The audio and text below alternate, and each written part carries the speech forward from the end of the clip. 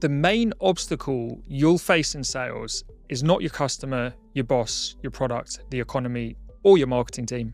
It's yourself. If you don't sort out your mindset, you'll always be average. I know from experience, although I've now closed deals worth millions of dollars, I've also had terrible quarters, and the common denominator has always been my own BS. If you don't have self-awareness, you will never be a top performer. You'll always look for others to blame when things go wrong. It's your boss's fault for being too demanding. It's the client's fault for not realizing how great the product is. Blame marketing for not providing the perfect content. Now, this attitude comes from the victim mindset, which is blaming everything on everyone else and never on yourself. And look, I get it. I was the same when I first started my corporate career.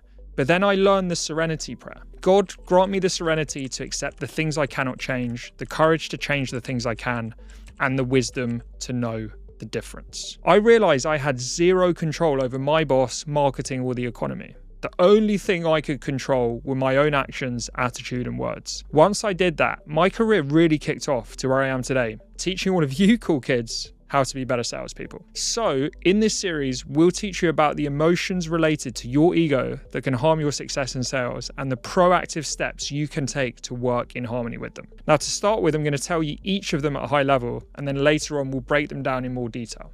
So here they are. 1, desire, wanting something badly, but at what cost? 2, fear, scared to the point it clouds your judgment. 3, anger and resentment, seeing red and unable to let go. 4, agitation, that anxiety that prevents you from being present. 5, lethargy, sluggishness that justifies the choice of doing nothing.